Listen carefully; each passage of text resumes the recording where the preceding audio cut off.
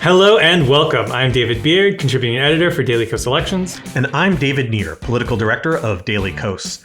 The Downballot is a weekly podcast dedicated to the many elections that take place below the presidency, from Senate to City Council.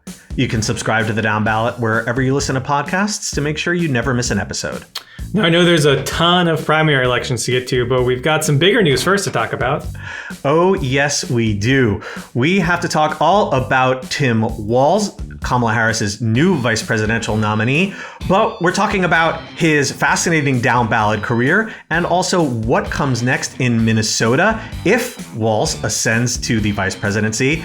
And then we will dive into all of Tuesday's primaries. We have big races in a whole bunch of states: Michigan, Missouri, Washington, lots and lots to talk about, all kinds of tables getting set for November. So let's get rolling.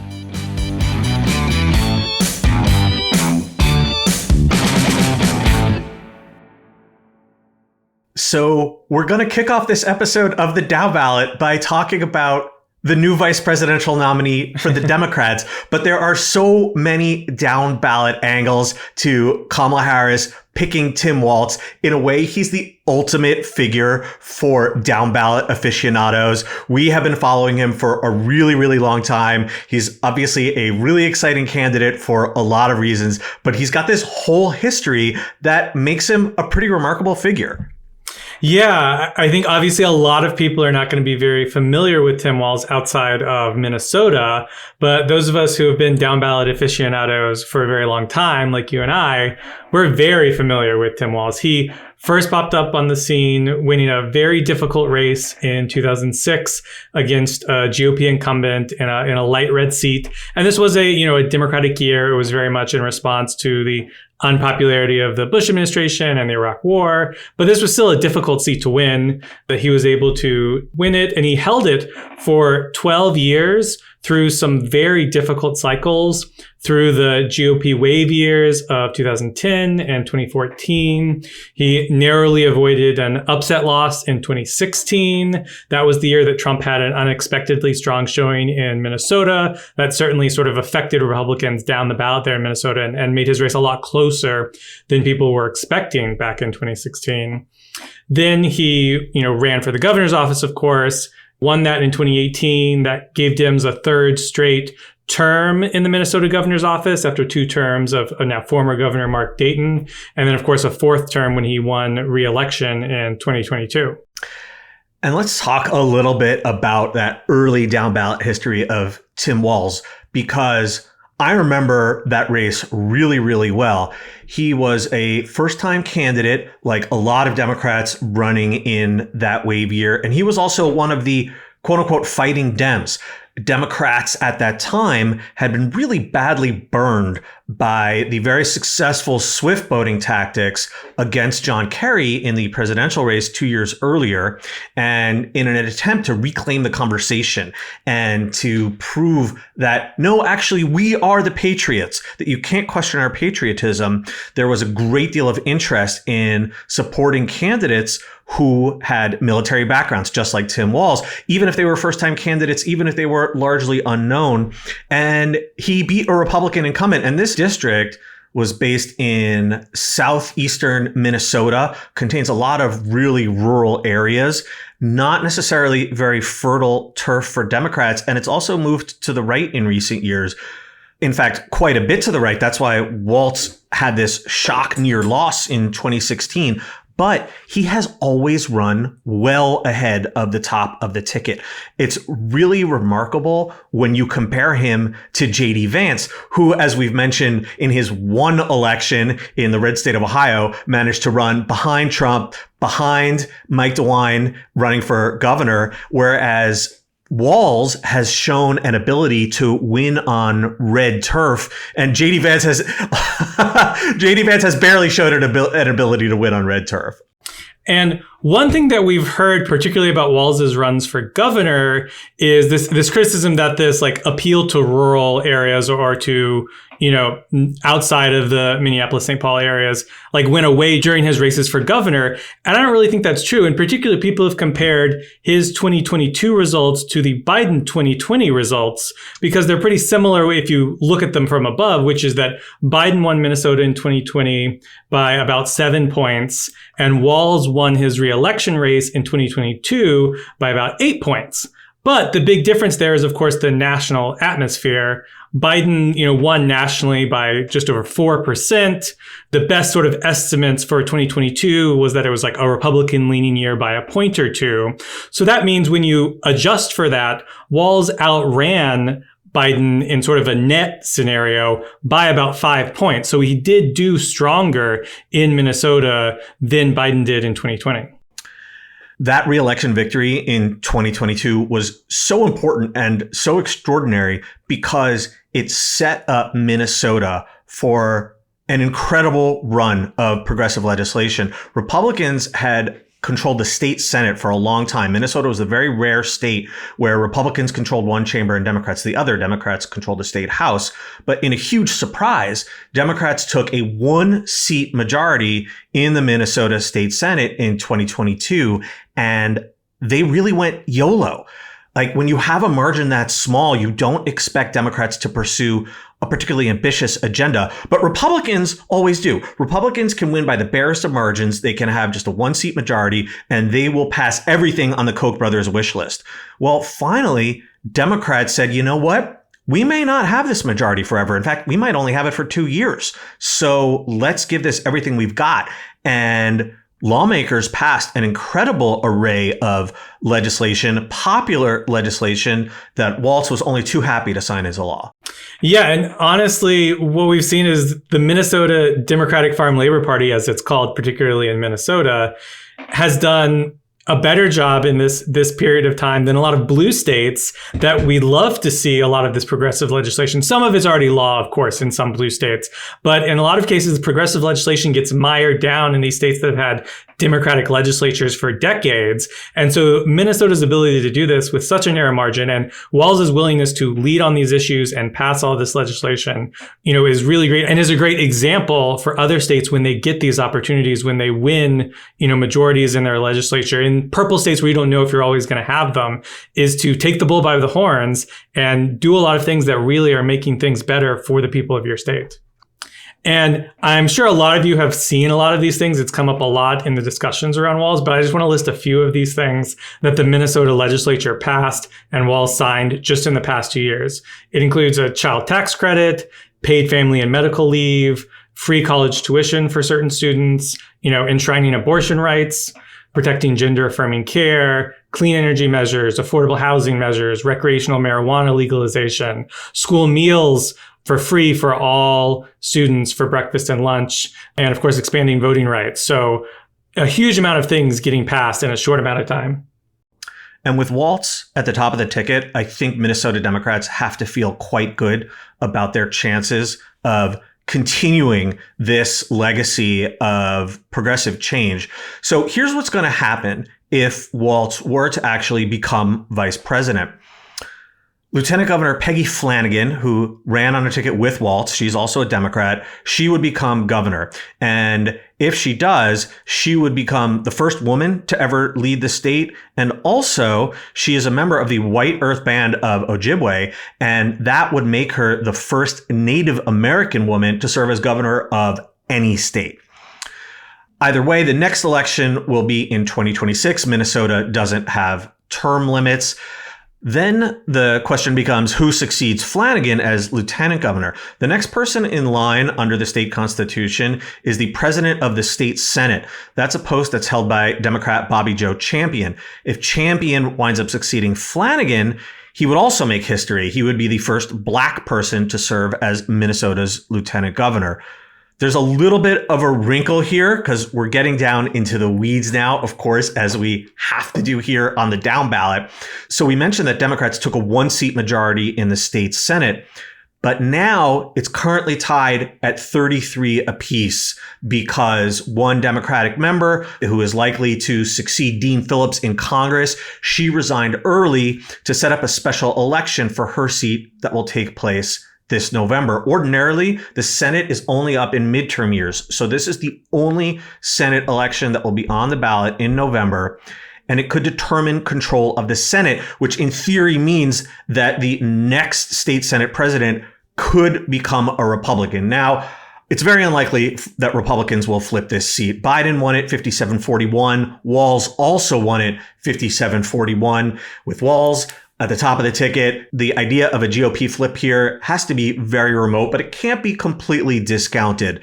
So Democrats are going to have to make sure that they hang on to the Senate so as to preserve the line of succession, to make sure that Republican doesn't somehow become lieutenant governor. And of course, at the same time, they also need to hang on to the House so that in 2025, if everything goes to plan, then Flanagan and a Democratic Senate and a Democratic House can continue passing awesome legislation.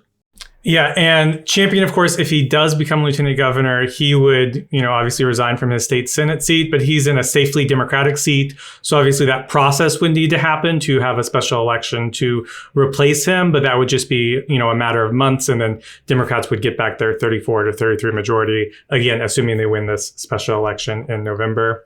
Now, interestingly, a similar scenario actually happened very recently, back when then Governor Mark Dayton appointed Lieutenant Governor Tina Smith to the U.S. Senate, and Republicans held the state Senate at that time.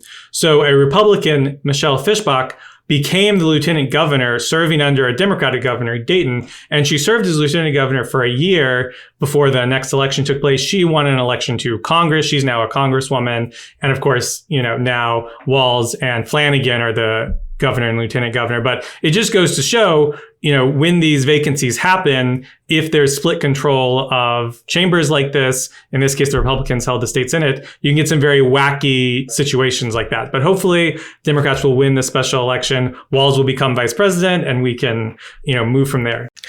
Tina Smith has been a great senator, but at the time, this is the sort of thing that folks like us are calling attention to. Whoa, do you really want to let Michelle Fischbach become lieutenant governor? Mark Dayton has had health issues. Anything could happen. I gotta say that for a lot of reasons, I'm super pleased with the Walz pick.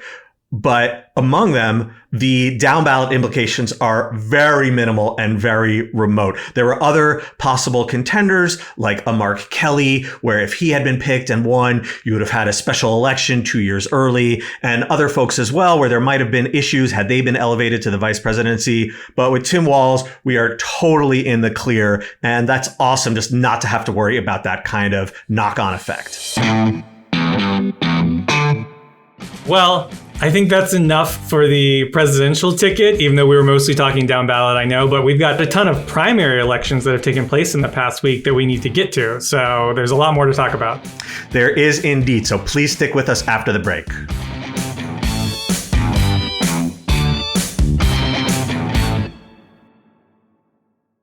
So we had a super meaty primary night on Tuesday, but before we can even get to those races, we have to dial the clock back a little bit because, as we mentioned on last week's show, Tennessee held its primaries, except they did so on Thursday, and there is one race that we have to get caught up on.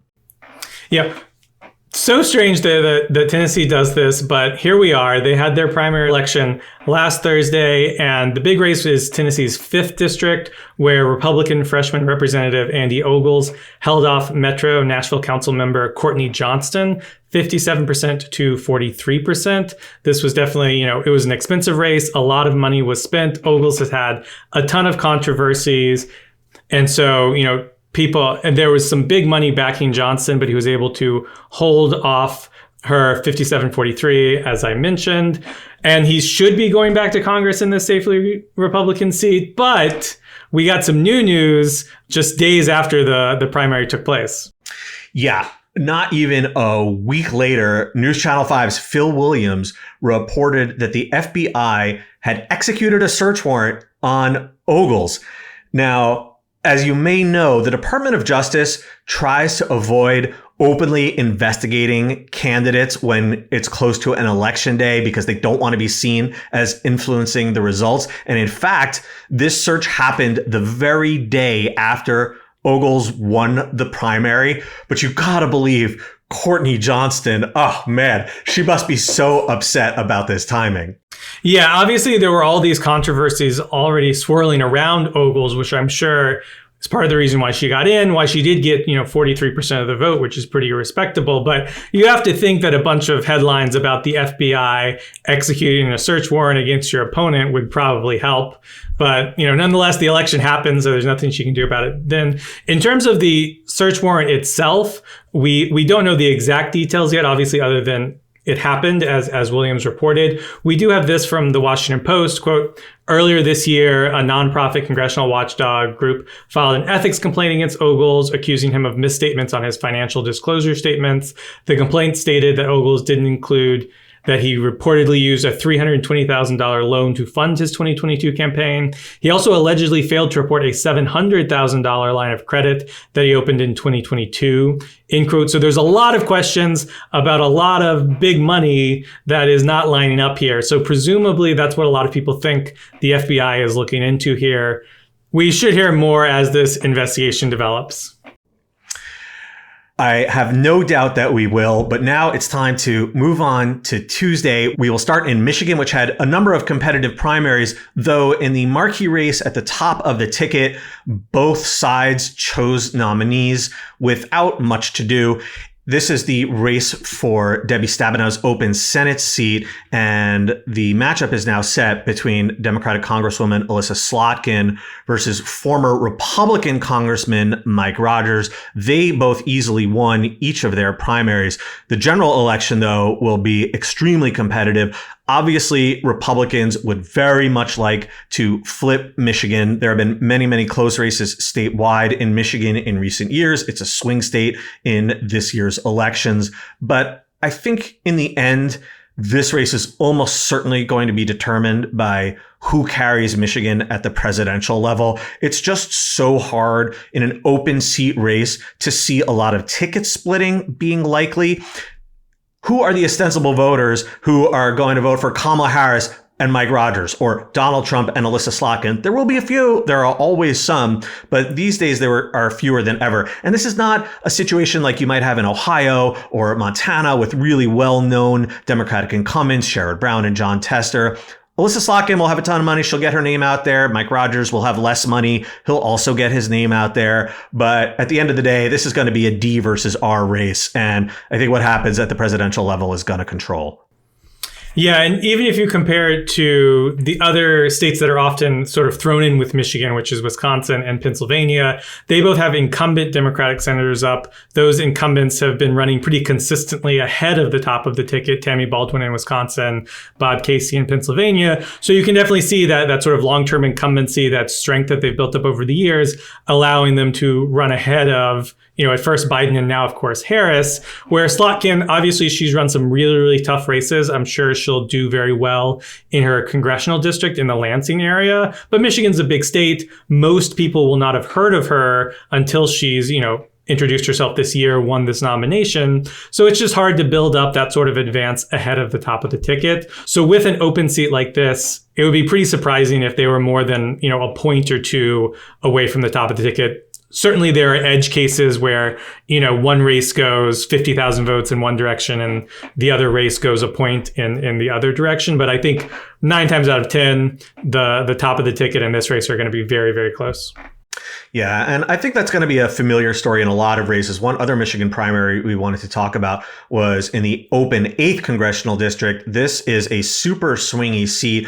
Biden won it by just 2 points, and Congressman Dan Kildee unexpectedly announced his retirement, but state Democrats largely rallied around State Senator Kristen McDonald-Rivet, and she pretty handily won the nomination. Republicans nominated a retread candidate, Paul Young. He lost quite badly to Kildee last cycle. Kildee, in fact, ran further ahead of the top of the ticket than almost any House Democrat.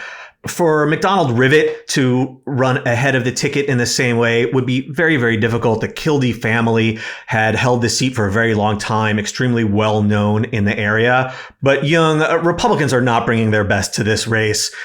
He really just seems like one of those ambitious guys who will run wherever he can. He ran in a different district in 2020 and also lost. So this is a kind of race you cannot take it for granted whatsoever. But Democrats absolutely need to hold this seat to have any chance at taking back the House. But I don't know. I think I feel pretty good about this one. Yeah, I think, in comparison to the Senate race that we were just talking about, where I think both parties got good candidates. I would argue that Slotkin is a better candidate. Slotkin seems pretty close to an A recruit, and Rogers is maybe like a B. But they're both pretty good candidates.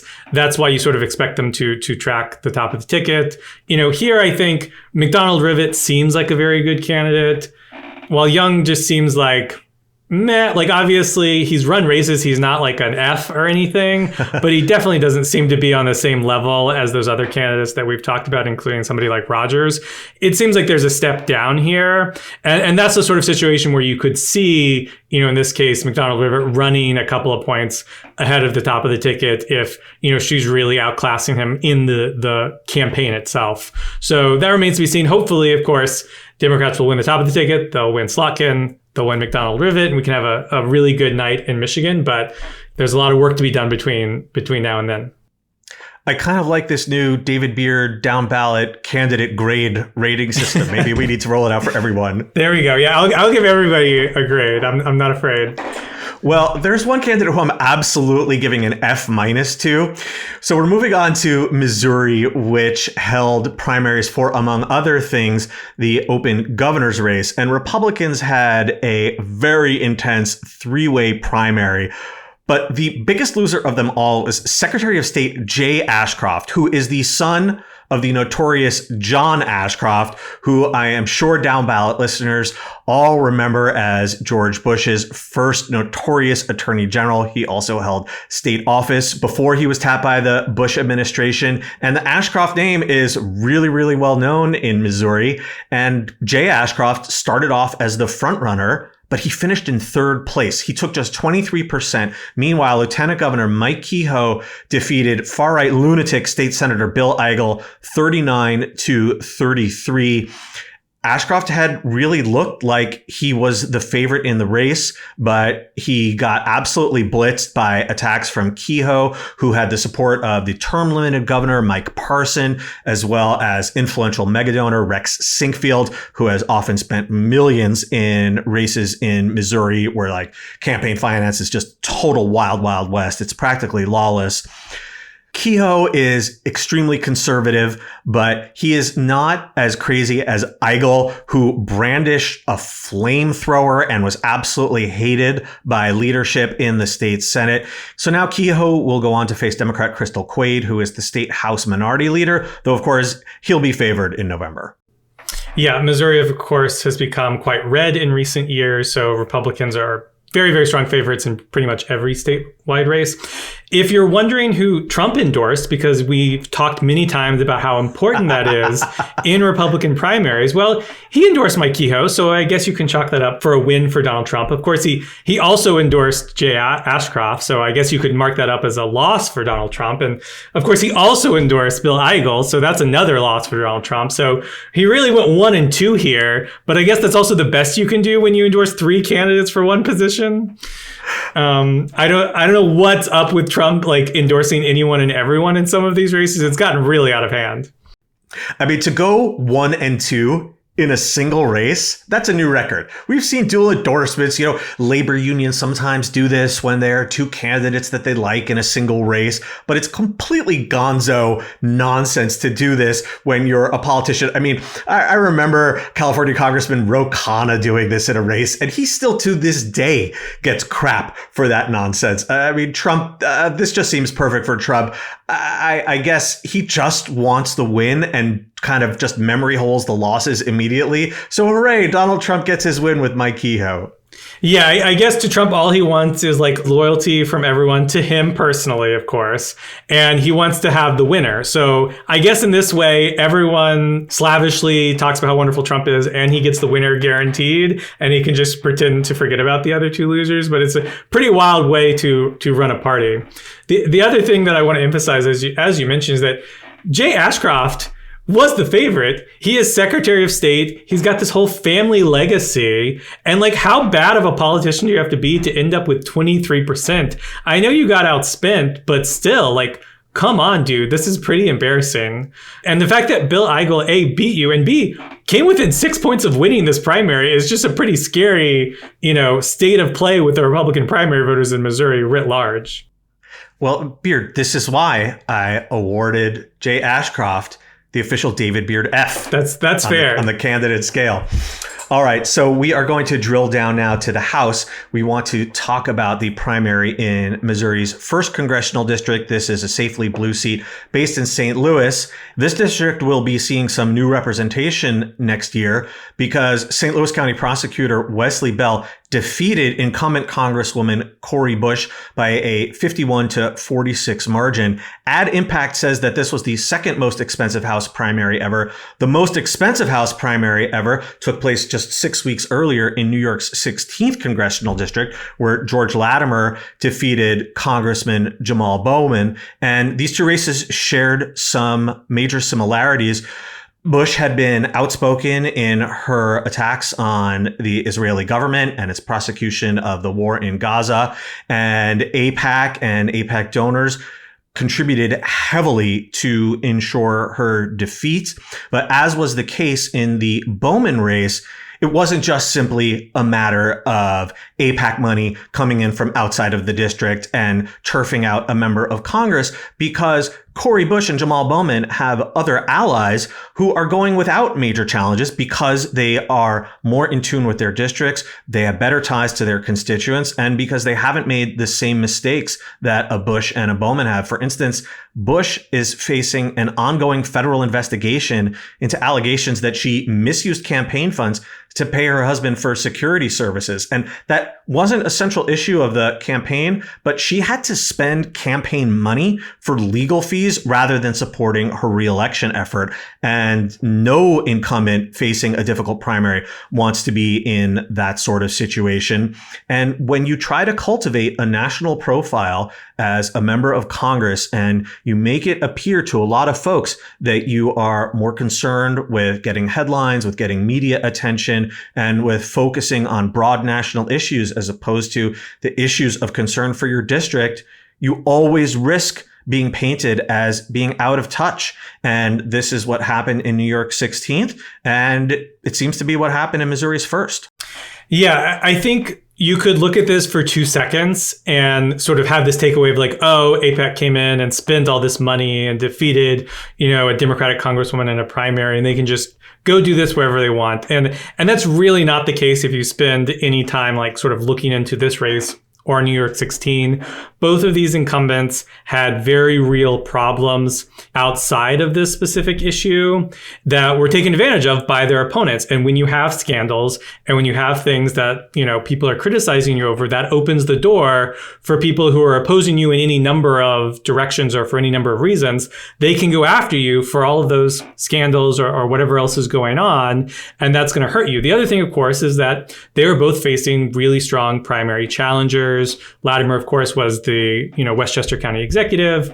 Bell is the St. Louis County prosecutor. These are prominent countywide positions that already represent a lot of these constituents.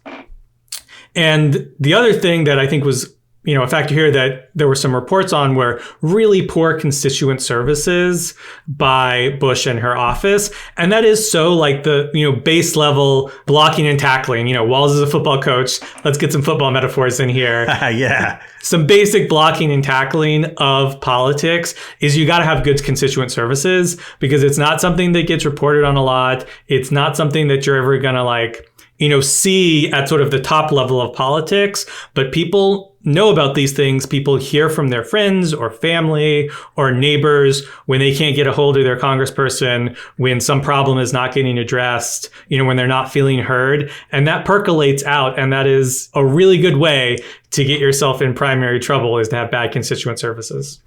Another thing that Bowman and Bush had in common was they took a number of votes against top Biden administration priorities, ostensibly from the left. But the problem is, if you vote against a popular piece of legislation that Democrats like, and you have to run in a Democratic primary, it doesn't really matter what your explanation is. You have to live with that no vote. I think it's a risky move to vote against things like the bipartisan infrastructure bill and to put yourself in a position of having to explain that vote. That kind of thing definitely helped sink Bowman. It was a topic of a lot of ads in that race, and it was a topic of a lot of ads in Bush's race. And there's another point worth mentioning as well. You might step back and ask and say, oh, if these candidates were so flawed, why did AIPAC feel the need to spend all this money? Well, two things. One, they don't want to leave anything to chance. And two, everyone wants to get to take credit. That's the irony of this situation, is that folks who are ascribing these losses entirely or largely to AIPAC are almost doing exactly what AIPAC would want. AIPAC wants to be seen as this kingmaker, as able to control the fates of politicians. But then you've got to ask, how come Summer Lee escaped without AIPAC spending a dime? The same thing with Rashida Tlaib, the same thing with Ilhan Omar. AIPAC is not this all-powerful group. And anyone who claims that they are is just doing exactly what AIPAC would want you to do. Yeah, the reality is that there are lots of different factors that go into why any election result turns out the way that it does, particularly in primary races. Of course, in general elections, partisanship is so dominant compared to everything else. But in primaries, there's a million factors that cause people to vote the way they do. And so, of course, AIPAC spending millions and millions of dollars in these races was a factor. But you also have to look and see that, Latimer beat Bowman pretty comfortably. He probably didn't need the AIPAC money to win that race. He was a very well-known figure. Bowman had a lot of problems. That was probably not determinative. This race, of course, was a lot closer. Right now it's 51-46. That obviously, as final tallies happen, that could always adjust a little bit. But, a 5-point race close enough. Maybe the advertising was determinative here. We'll never know. But also all of the other things we've talked about were a big problem too, and they're what made Bush vulnerable in the first place. So we are going to move to the Pacific Coast because Washington State also had primaries on Tuesday night. And of course, Washington does things rather differently. They have a top 2 primary. All candidates from all parties run together on a single ballot, and the top 2 vote getters, regardless of party, advance to a November general election. And that means in certain cases that you can have a Democrat versus Democrat election in November or a Republican versus Republican election in November. And there are a couple of those that we want to call special attention to. But at the top of the ticket in the open governor's race, we're going to have a traditional D versus R contest in November. As expected, Democratic Attorney General Bob Ferguson and former Republican Congressman Dave Reichert both advanced out of the top 2 primary. Now, Washington is an all-male voting state, and a lot of votes get counted later in Washington. So we still have quite a few votes left to be tallied. As of Wednesday afternoon, Ferguson was far ahead in first place with 45% of the vote. Reichert was leading a fellow Republican, far-right Army veteran, Semi Byrd, 28-9 for the second slot. Republicans really want to think that they have a chance at flipping this seat. I think it'll be pretty damn hard to do. There's no question Kamala Harris has got to win Washington. So Reichert would need a lot of crossover voters. Ferguson has made a name for himself, especially during the Trump era. He was one of the most vocal and vigorous Democratic attorneys general who was always suing Trump in court and had a number of successes. So I definitely think Democrats are favored here, but this will be an expensive race, no doubt about it. And I would not be surprised to see both sides pour in a lot of money. Yeah, Washington is one of those states where there's enough Republicans that they can sort of talk themselves into thinking that it'll be competitive. And Reichert will certainly get 40+% of the vote. It's not like he's going to go get smashed by 30 points in the general election or anything. But the idea that he would actually win this race seems pretty outlandish to me. One thing I do want to mention is, people often look at Washington State because they have this relatively late all-male primary, and there's been evidence from the past that the sort of D versus R results in the primary are a pretty good reflection of the, D versus R results for November more broadly. Now, of course, this is not something that you can take one for one to A, and then B, we don't have all the votes in. So it's certainly something that you can't really do until all of the Washington State votes are counted. That being said, people have, of course, started looking at it. If you're on Twitter at all, you might have seen some of those calculations. They seem to be pretty good for Democrats along the lines of what happened in 2020 or even a point or two better. We'll see what comes out by the time all of the votes are counted. And you can look and get a historical comparison to how D or how R historically they are compared to past primaries. So that's something to think about. But of course, that's not determining anything for November for sure.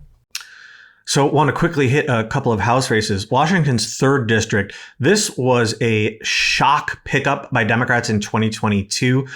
This is a seat that Trump actually won by 4 points in southwestern Washington back in 2020. And we're going to have a rematch of the race from last cycle. Freshman Democratic Congresswoman Marie Gluesenkamp-Perez is going to once again face off far-right Army veteran Joe Kent. Gluesenkamp-Perez has 47% of the vote as of Wednesday afternoon, while Kent was leading another Republican 38-12 for second place. This is unquestionably a seat Republicans are going to try really, really hard to reclaim. But Kent is a freaking lunatic, and he is the very reason why Gluesenkamp-Perez was able to flip this seat in 2022, because there was a Republican incumbent here, Jamie Herrera Butler, who we'll talk about in a minute, actually, in another race. And both Gluesenkamp-Perez and Kent outpaced the incumbent Herrera Butler in 2022, turning this into an open seat. And because Kent was so much part of the extreme MAGA movement, that Gluesenkamp-Perez was a total moderate, and she was able to flip this seat. So Republicans really did themselves a disservice, but it's like the kind of problem that they have over and over and over again. They couldn't get someone even slightly normal here. Yeah, they could still have this seat if they could have just nominated their incumbent member of Congress back in 2022. They would almost certainly still have the seat. And of course, Herrera Butler voted to impeach Donald Trump, so she became persona non grata. So that is the main reason why she lost in that election in the primary in 2022. But as a result, they nominated a crazy person. Republicans love to nominate crazy people. And, a really strong Democrat was able to narrowly pick up this seat, and I think has a decent shot to hold it now that she's facing the same opponent again. Speaking of Republicans who voted to impeach Trump in the neighboring 4th congressional district, which is a much more conservative seat, Trump pulled off some more multi-endorsement mishegas in the hopes of unseating Congressman Dan Newhouse, who is one of just 2 Republicans who voted to impeach Trump who are still left in the House. As of Wednesday afternoon, Newhouse is actually in second place. Former NASCAR driver Jared Sessler is leading him 30-25, while another Republican, Tiffany Smiley, is back in third place with 19% of the vote. Trump only belatedly decided to endorse Smiley on top of his endorsement of Sessler. Perhaps Republicans were hoping that Newhouse would get knocked down to the 3rd slot and it would just be Sessler versus Smiley in the November general election. Who knows? There's still quite a few votes left to be counted. It would be somewhat surprising if Newhouse did not actually advance to the general election. And Newhouse has actually a few times before, earlier in his career, faced Republican opponents in November. And I have little doubt that Democratic voters in that district, many of them are going to leave this race blank on their ballots. This is one of the many reasons why the top 2 primary system is terrible. But a lot of them will vote for Newhouse simply because Trump hates him. And to me, I think that makes him the heavy favorite if he makes it to the November general election against Sessler. Now, if we want to talk about the top two primary and its problems, this is certainly a problem, of course, if you've got these two Republicans, but at least it's in a safely Republican seat. Now, it deprives the opportunity of Democrats to vote for a Democrat in a general election, but it doesn't change the outcome insofar as a Republican was always going to win Washington 4. But there's another race that we want to talk about, which is the Washington Land Commissioner race, which is a statewide position that was an open seat that had two Republicans running and a bunch of Democrats running, and potentially could see Democrats completely locked out of the November ballot because of the way that the votes were distributed here. Now, with about 58% of the vote in, that's an estimate, so we've got thousands and thousands of votes still to be counted. But right now, former GOP Representative Jamie Herrera Butler of former Washington 3 fame, she's in front with 23% of the vote. And the other Republican candidate, who was the 2020 GOP nominee, Sue Peterson, is in second place with 20.3% of the vote. And she leads the top achieving Democratic candidate, who is King County Councilmember Dave Upthegrove, who's on 20% of the vote. So he's about 4,000 votes behind Peterson at this point, with, again, tons and tons of votes to be counted. So there's definitely every chance that Upthegrove will move into second place and will have, a more traditional Democrat versus Republican election in November. But there's also a very real chance here that we're going to see two Republicans face off against each other for this statewide position in Washington state, which almost certainly would have elected a Democrat except for the system and the fact that two Republicans got the top number of votes, even though more Democrats got votes overall because so many Democrats were running. This is, in a word, absolute bullshit. As you said, Beard, Washington is a blue state. To deprive voters in a statewide race of the chance to vote for a Democratic candidate is completely unacceptable. And believe it or not, this exact same thing has happened before in Washington. It happened in 2016 in the race for state treasurer. There were a bunch of Democrats and only two Republicans, and two Republicans advanced to the November general election, giving them an automatic flip of that seat. 4 years later, Democrats managed to take it back because you expect Democrats to win your typical statewide race in Washington state. If this same thing happens with land commissioner, and this is an important position that is responsible for stewardship of all of the public lands in Washington state, that would be a travesty. When this happened after 2016, though, I'm not sure that anyone cared. I mean, we raised a ruckus about it. We've talked about it ever since. And I don't know how much people care about it this time. But eventually, this is going to happen in a race that everyone's paying attention to. It's either going to happen in a Senate race or it's going to happen in a race for governor. There were 5 Democratic candidates on the ballot here and just 2 Republicans. There's no way to avoid that. And if you are saying that, oh, Democrats should have done something here, well, then you're talking about the kind of insider politics that most people tend to hate, to try to pressure people out of a race. I mean, I'm not unhappy that Joe Biden decided to drop out, but that was an ugly, messy period of time. I don't think we want a situation where we demand that political parties try to narrow down the field of candidates before a primary by using whatever methods are available to them. We should have a normal freaking system of primaries where we can be assured that you'll have a Republican and a Democrat of appearing on the November ballot as long as at least one candidate decides to file for that office. Look, like you said, Beard, there's a good chance that Upthegrove actually moves into the second slot, but we shouldn't have to be sweating this. Yeah. Now, before we wrap up, there's one more race I wanted to touch on. We're going to go over to Kansas, which also had a primary on Tuesday. It was pretty quiet overall, but the race I wanted to touch on was the 2nd district, where former Attorney General Derek Schmidt easily won the Republican primary to, have a bit of a resurrection in his political career after he lost narrowly against incumbent Democratic Governor Laura Kelly in 2022. But interestingly, he's going to face former Representative Nancy Boyda in the seat. She narrowly won her primary, 52-48. She won a very similar district back in 2006, notably the same year that Tim Walz first won his race for Congress. But of course, she lost 2 years later. It was a pretty red seat then. It's still a pretty red seat now. But, obviously she's got experience representing this area. We've seen, this sort of area, Kansas, Nebraska, trend a little bit towards Democrats over the Trump years. Obviously, this is a very tough race. I'm by no means saying that Boyd is going to turn it into a 50-50 race, but, it's a 57-40 Trump seat. It wouldn't surprise me if she did significantly better than that when we come to November. So something to keep an eye on. Well, Beard, I think it's absolutely perfect that we started with a member of the class of 2006 and we're finishing with a member of the class of 2006. Absolutely. That's all from us this week. The Down Ballot comes out every Thursday, everywhere you listen to podcasts. You can reach out to us by emailing thedownballot@dailycoast.com. If you haven't already, please subscribe to the Down Ballot and leave us a 5-star rating and review. Thanks to our editor, Drew Roderick, and we'll be back next week with a new episode.